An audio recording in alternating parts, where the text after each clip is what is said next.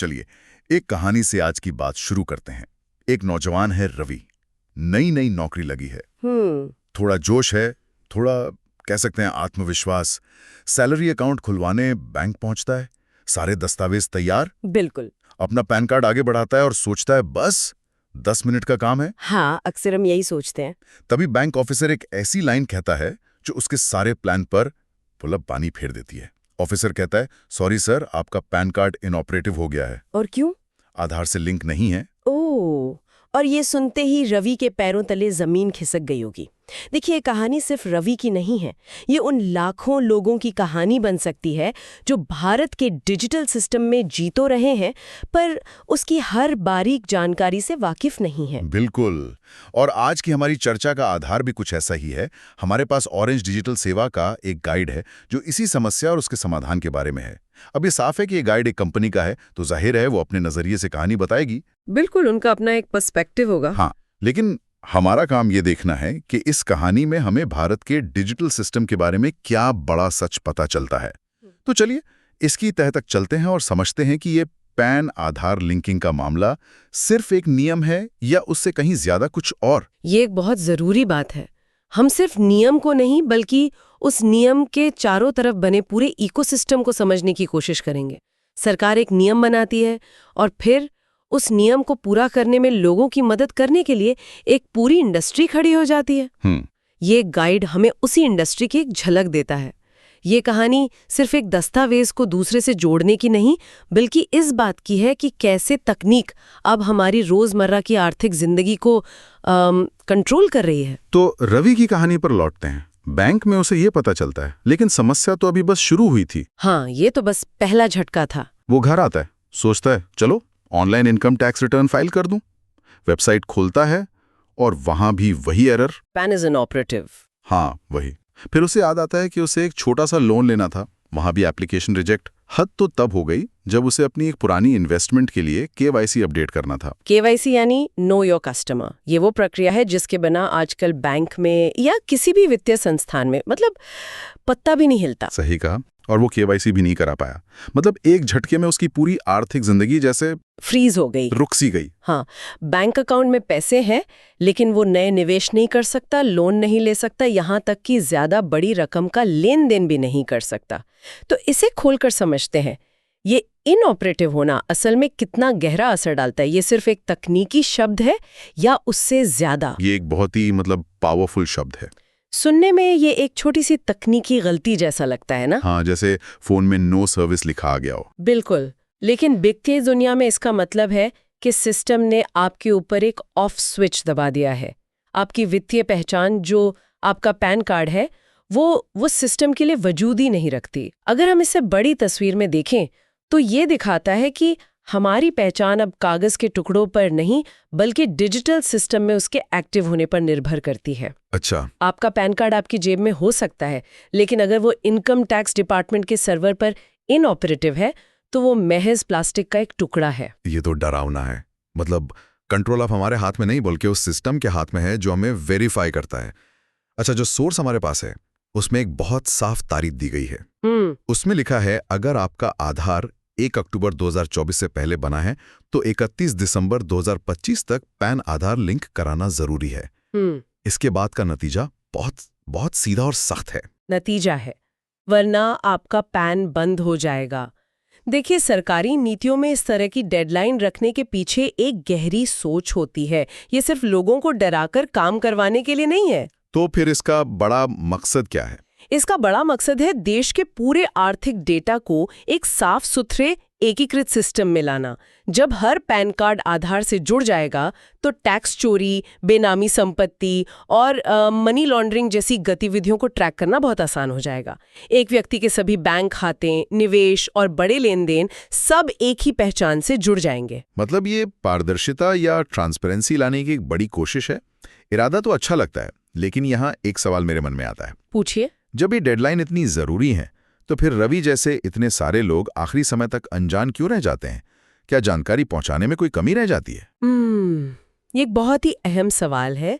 सरकार अपनी तरफ से विज्ञापन चलाती है, अखबारों में इश्तिहार देती है, लेकिन भारत इतना बड़ा और विविध देश है कि हर किसी तक जानकारी सही समय पर और सही तरीके से पहुंचना लगभग नामुमकिन है।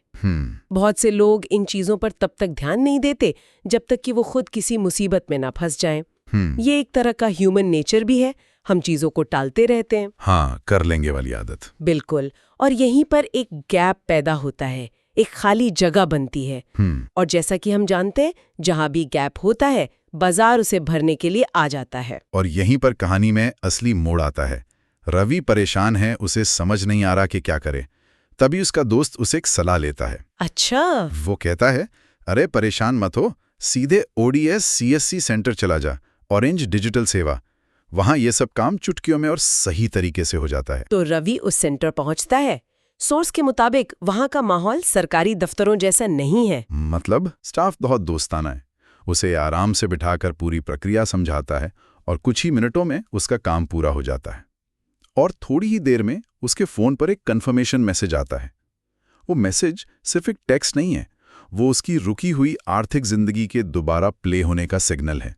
इसमें जो दिलचस्प बात है वो सिर्फ ODS नहीं, बल्कि ODS जैसे हजारों CSC यानी कॉमन सर्विस सेंटर्स की भूमिका है। ये सेंटर सिर्फ फॉर्म भरने की दुकानें नहीं है। तो फिर क्या है?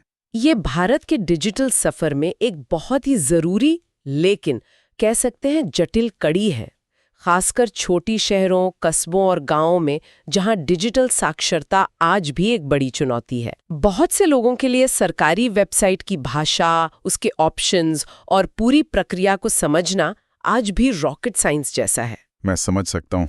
वो शब्द, वो इंटरफेस, कई बार तो पढ़े लिखे लोग भी उलझ जाते हैं। बिल्कुल। ऐसे में ये सेंटर्स एक पुल का काम करते हैं। वे तकनीक को आम इंसान के लिए आसान और सुलभ बनाते हैं। और यहाँ ODS के स्लोगन पर ध्यान दीजिए, भरोसे का डिजिटल साथी। भरोसे का डिजिटल साथी। हाँ, ये भरोसा शब्द बहुत मायने रखता है। डिजिटल दुनिया में जहाँ ऑनलाइन फ्रॉड का इतना डर है, ये कंपनियां खुद को एक भरोसेमंद गाइड के तौर पर पेश कर रही हैं। वो कह रही हैं कि आप इस डिजिटल भूल भुलैया में अकेले नहीं हैं, हम आपका हाथ पकड़कर रास्ता पार कराएंगे। लेकिन क्या इसका एक दूसरा पहलू भी नहीं है? एक तरफ तो ये सुविधा दे रहे हैं, लेकिन दूसरी तरफ क्या ये हमें डिजिटल रूप से कमजोर नहीं बना रहे? मतलब हम कभी खुद से कुछ करना सीखेंगे ही नहीं। हर छोटी बड़ी चीज के लिए हम इन सेंटर्स पर निर्भर हो जाएंगे। और ये भी तो खतरा है कि कुछ बेईमान सेंटर संचालक लोगों की अज्ञानता का फायदा उठाकर ज्यादा पैसे वसूलें या उनके डेटा का गलत इस्तेमाल करें। आपने बिल्कुल सही नब्ज पकड़ी है। ये एक दोधारी तलवार है। सुविधा तो है, पर आत्मनिर्भरता घट सकती है। ये सेंटर एक इनेबलर भी हैं और एक क्रच यानी बैसाखी भी बन सकते हैं। जहां तक रेगुलेशन की बात है तो वो एक बहुत बड़ा सवाल है। सही। सरकार ने CSC मॉडल को बढ़ावा दिया है, लेकिन जमीनी स्तर पर हर सेंटर की निगरानी करना एक बड़ी चुनौती है। इसलिए सही और भरोसेमंद सेंटर चुनना नागरिक की अपनी जिम्मेदारी बन जाती है।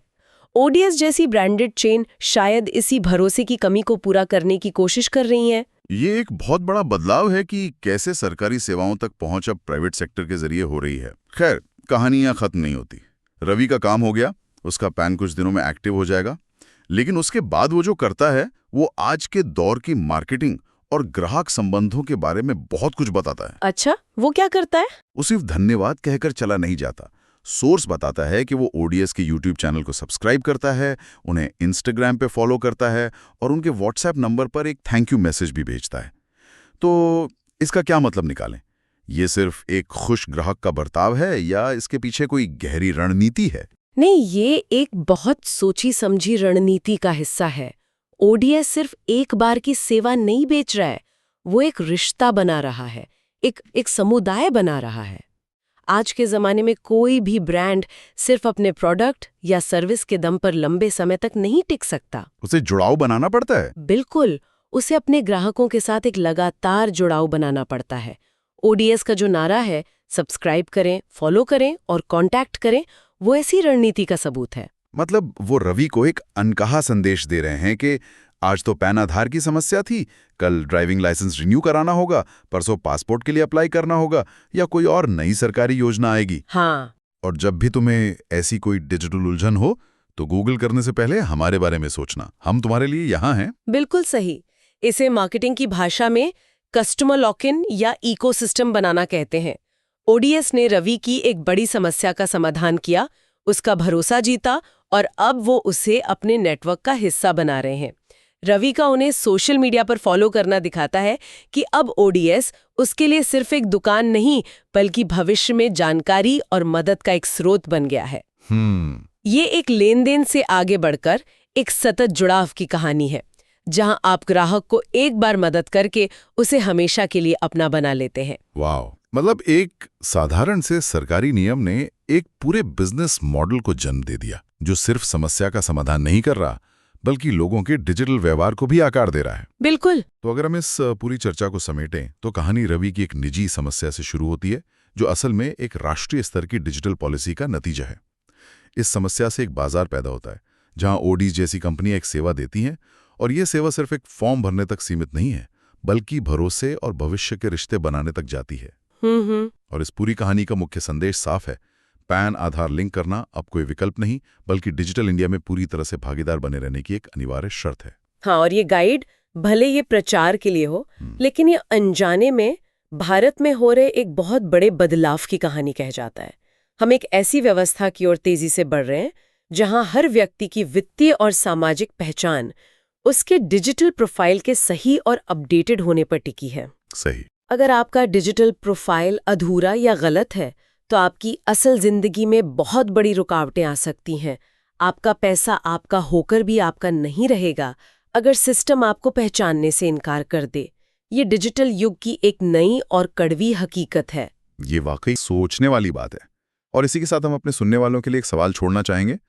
आज की हमारी चर्चा एक अनिवार्य सरकारी नियम और उसे पूरा करने में मदद करने वाली एक निजी सेवा पर केंद्रित थी। तो सवाल ये उठता है, जैसे जैसे भारत और डिजिटल होता जाएगा, हमारी डिजिटल पहचान को संभालने की जिम्मेदारी आखिर किसकी होगी?